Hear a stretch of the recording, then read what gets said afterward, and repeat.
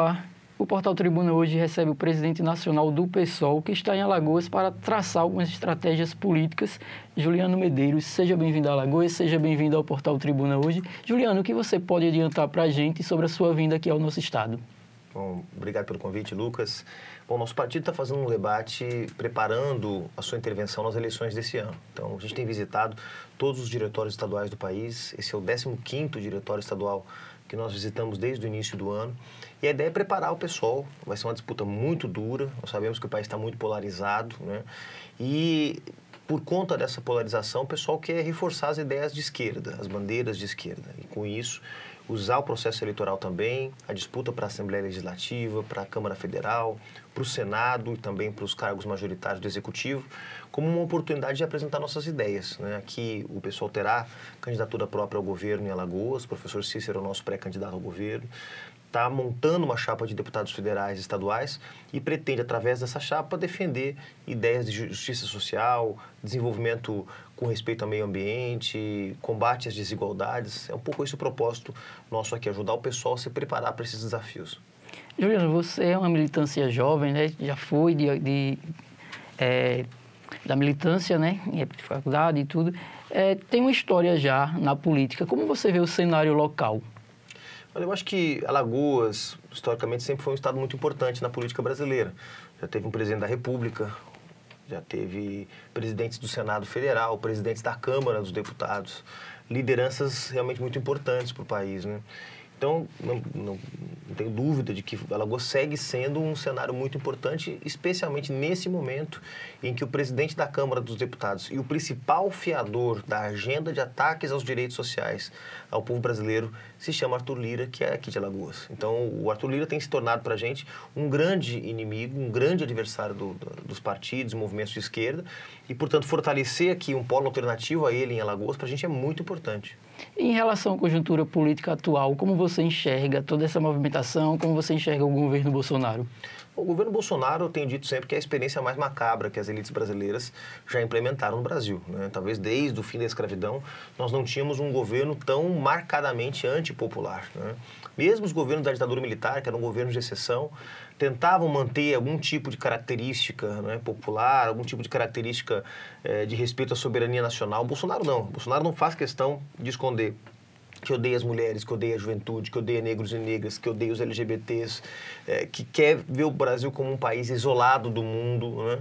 E essa experiência tão terrível exige também um processo de diálogo dos partidos de oposição, em particular os partidos de esquerda, para a composição de uma unidade política, né? Nós sabemos que o PSOL não é suficiente para derrotar esse governo, né? Nós fizemos desde o ano passado uma série de mobilizações, a campanha nacional Fora Bolsonaro impulsionou mobilizações grandes, algumas delas com milhares de pessoas nas grandes capitais do país. Mas isso não foi suficiente para interditar esse projeto de destruição e morte que representa o Jair Bolsonaro. Então, a eleição virou uma porta de saída dessa crise que nós vivemos, né?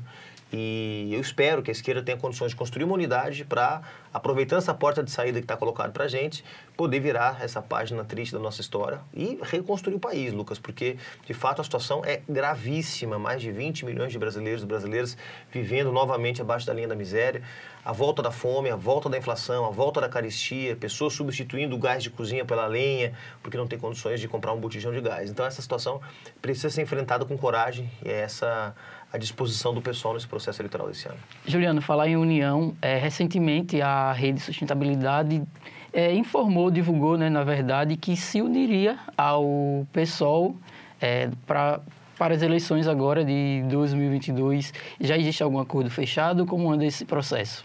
O diálogo que o pessoal está travando com a rede tem a ver com a nova lei das federações partidárias, né, que permite que os partidos formem alianças que não são só para eleição, são alianças que duram 4 anos, inspirado em modelos que existem em outros países. Nos parece uma medida positiva. A Rede é um partido ideológico, um partido muito sério, que em 2018 não conseguiu superar a cláusula de barreira. Então teve muita dificuldade de sobreviver nesses últimos 4 anos. E uma vez procurado, o pessoal abriu esse processo de diálogo. Ele está bastante adiantado. Ainda faltam alguns temas que precisam ser resolvidos entre o pessoal e a Rede, mas o debate está bastante avançado. Eu estou otimista que nas próximas semanas a gente possa dar um sinal mais firme, mais definitivo em relação relação à construção dessa federação, que no caso de Alagoas também, quer dizer, a união do PSOL e da Rede aqui já melhoram as condições de disputa do nosso partido para poder levar as nossas ideias à sociedade alagoana. Falar em partido, em São Paulo foi divulgado, já a imprensa divulgou que um dos principais líderes do PSOL não será candidato ao governo, né? Ele será candidato, Guilherme Boulos será candidato a deputado federal. Com isso, o partido já pensa em apoiar, por exemplo, o Fernando Haddad para o governo do estado de São Paulo? Esse é um debate que a direção do PSOL em São Paulo vai fazer, né? Evidentemente, é uma hipótese que está colocada, a possibilidade do PSOL de São Paulo, uma vez que há um grande apelo pela unidade para derrotar os tucanos, se unir ao Fernando Haddad, mas também há a possibilidade do PSOL ter candidatura própria. O PSOL em São Paulo hoje tem muitos nomes fortes, muito representativos. Você imagina só a nossa bancada federal, por exemplo, que tem a Luiz Erundina, o Ivan Valente, a Sâmia Bonfim, nossa bancada estadual também, que é bastante representativa. Na Câmara Municipal da cidade de São Paulo, nós somos a segunda maior bancada da Câmara.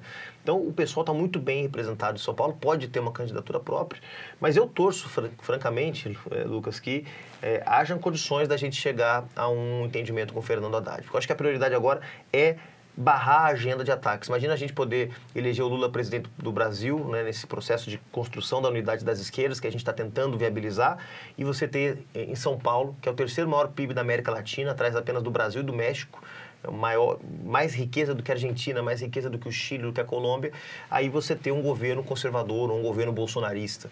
Esse certamente vai ter um impacto no processo de mudanças que a gente quer levar adiante. Então, a disputa de São Paulo é uma disputa estratégica e espero que o pessoal possa dialogar com os partidos de esquerda e chegar a uma posição que viabilize a unidade por lá também. Juliano, mesmo com essa diferença ideológica entre esses partidos, você acha que é possível formar essa união, essa rede para derrotar o atual governo? Acho que sim, Lucas. As diferenças que nós temos, elas são reais, elas não são inventadas, né? As divergências na esquerda são sempre divergências ideológicas, de projeto. São muito menores do que as diferenças que nós temos com o Jair Bolsonaro, né?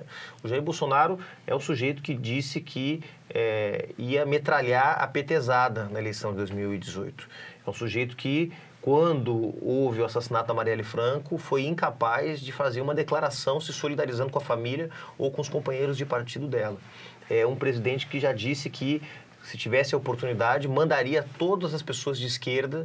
Eu não sei onde é que ele ia fazer isso, porque são 30% dos eleitores em geral, segundo as pesquisas, mandaria todo mundo para Cuba e para Venezuela. Ou seja, é um sujeito que não tolera a nossa existência. Não é apenas um adversário político. Nós saímos de um contexto de divergências políticas entre os partidos, entre o PT e o PSDB, entre o PSOL e o PSL, para um contexto de polarização onde um lado quer exterminar o outro, né? Então, nós precisamos juntar força. Nós temos bastante diferenças com o PSB, com o PT, com o PDT, com o PCdoB. O pessoal tem um projeto muito particular na esquerda brasileira. Mas a gente sabe que esse projeto não é capaz de derrotar o Bolsonaro sozinho. Então, nós vamos ter que juntar forças, livrar o Brasil desse pesadelo. E aí, depois, quando se formar o governo, quem vai fazer parte do governo, quem não vai, quem vai estar numa posição mais independente, isso é a vida que vai dizer. O apoio a Lula foi divulgado em setembro, né, do ano passado. Houve alguma definição? Já foi batido martelo?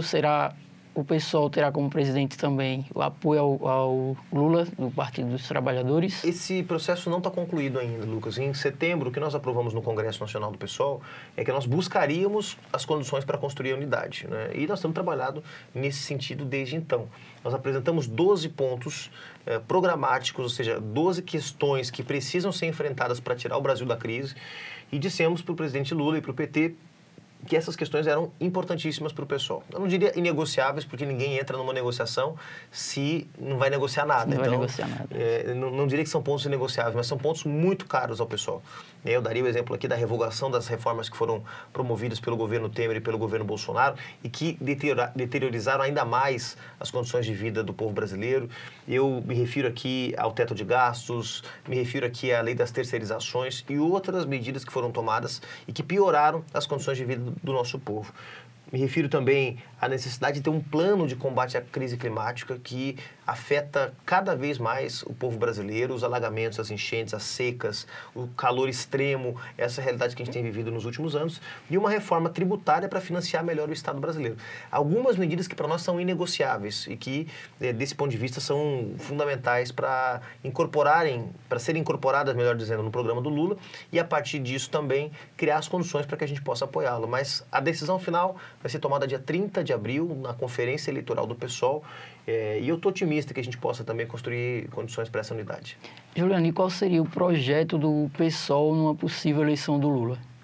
Acho que o nosso papel ele é justamente reafirmar as bandeiras de uma esquerda que combate firmemente o neoliberalismo, combate firmemente os privilégios, combate firmemente as políticas que retiram direitos do povo brasileiro.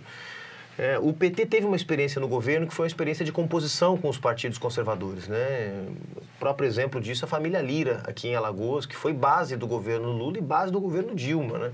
E agora um dos principais fiadores desse projeto trágico, que é o projeto do Jair Bolsonaro.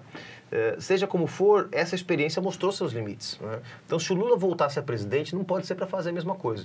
E, felizmente, Lucas, ele tem dito isso, inclusive já me disse, que não pretende fazer apenas o que ele fez entre 2003 e 2008, que ele quer fazer muito mais. Isso é importante, porque, de fato, a crise no Brasil é tão profunda que nós vamos precisar realmente de um projeto de maior enfrentamento. E o papel que o pessoal quer cumprir não é assumir um ministério, ter cargos aqui ou acolá. O papel que o pessoal quer cumprir é de empurrar esse possível governo Lula para posições de esquerda, para posições que representem essa disposição de enfrentamento. Juliano, falar nessa questão de eleições chegando, né? Recentemente, muitos artistas, personalidades criaram uma campanha para incentivar, chamar os jovens a tirar o título, fazer o cadastro. Como você vê essa atitude dessas pessoas? Eu acho interessantíssimo, porque é mais uma demonstração do cansaço que há na sociedade brasileira desse governo, né? Artistas que até pouco tempo não se manifestavam politicamente, que não tinham nenhum tipo de engajamento, vão percebendo pouco a pouco que não podem ficar alheios à situação que está colocada no país, né? Então, para dar o exemplo da Anitta, né, que teve uma super repercussão, eu achei muito positivo. Eu acompanhei recentemente, Lucas, as eleições no Chile, né? Tem uma relação, inclusive, com o presidente eleito lá no Chile, que acaba de tomar posse, o Gabriel Boric, tem acompanhado aquele processo de perto já há alguns anos. E quem garantiu a vitória do Gabriel Boric contra o candidato da extrema-direita chilena, que era o José Antônio Kast, foram as mulheres e foi a juventude. A participação dos jovens e a participação das mulheres foi decisivo para poder derrotar o projeto da extrema-direita. E eu estou com essa expectativa aqui também. As mulheres já são amplamente contrárias ao governo. Se você pega a posição dos homens e das mulheres, há uma rejeição muito maior entre as mulheres. A juventude é a mesma coisa, só que a juventude precisa se alistar para poder votar, né? Então, acho que é bem bacana e é uma demonstração também de que esse movimento para tirar o Bolsonaro já não é mais um movimento da esquerda, dos partidos políticos ou dos movimentos sociais. Já é um movimento que agrega grande parte da sociedade brasileira. A gente está falando de juventude, em jovens. Qual o projeto do PSOL para incentivar a juventude na política? Nós somos o partido mais jovem no Brasil em termos de participação de pessoas com menos de 30 anos, né? A nossa bancada é a bancada mais jovem da Câmara Federal. Nós temos uma deputada de 27 anos, que é a Vivi Reis. Nós temos vários deputados na casa dos 30 anos, entre 30 e 40 anos. Eu mesmo ainda não cheguei aos 40. O Guilherme Boulos também não. Então, o PSOL tem se tornado essa referência para a juventude. E tem se tornado, eu acho, Lucas, porque está muito conectado com as agendas do nosso tempo. É claro que o PSOL continua defendendo as tradicionais bandeiras da esquerda. Trabalho, salário digno, igualdade de oportunidades para homens e para mulheres, democracia, soberania nacional, controle dos recursos naturais do país.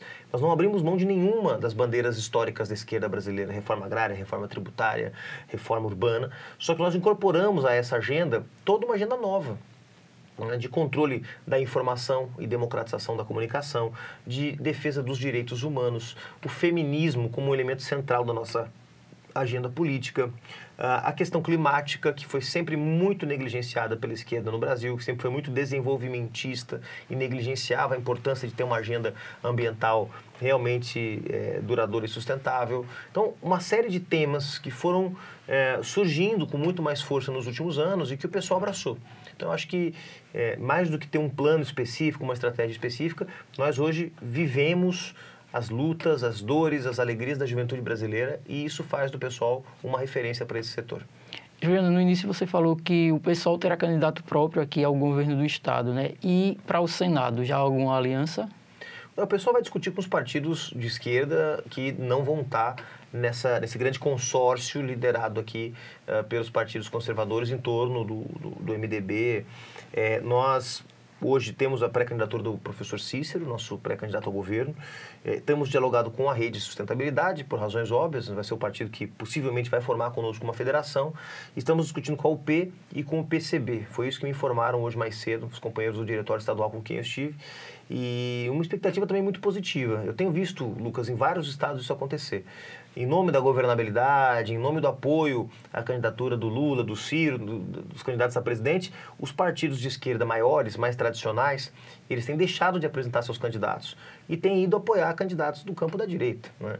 E nesses lugares abre-se um espaço enorme para o pessoal ocupar. Vou dar o exemplo do Ceará, está aqui o companheiro Técio Nunes, que é da nossa executiva nacional, que é do Ceará.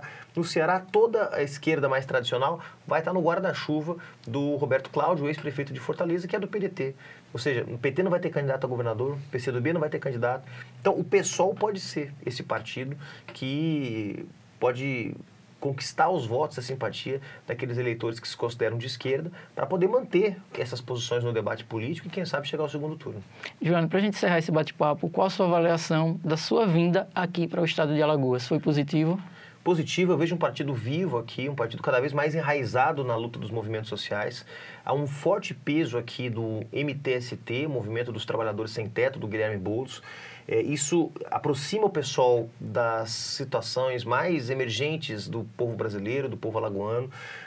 Eu tive hoje, mais cedo, na ocupação Teresa de Benguela, do MTST, e pude ver como as pessoas estão resistindo nas condições que podem, né, às intempéries do tempo, ao desemprego, à fome, né, e se organizam politicamente para poder reivindicar seus direitos.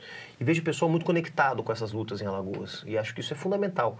Um partido que se encastela nas suas verdades, né, que não tem contato com a vida do povo, é um partido de esquerda fadado ao fracasso. Então, sai com uma boa impressão do trabalho que está em curso aqui. Há um processo de reorganização do partido, algumas lideranças saíram, outras chegaram, e nesse processo de reorganização, eu sinto que o pessoal de Alagoas tem tudo para dar um salto nos próximos anos, nas próximas eleições, a começar por 2022, para fortalecer o nosso projeto por aqui.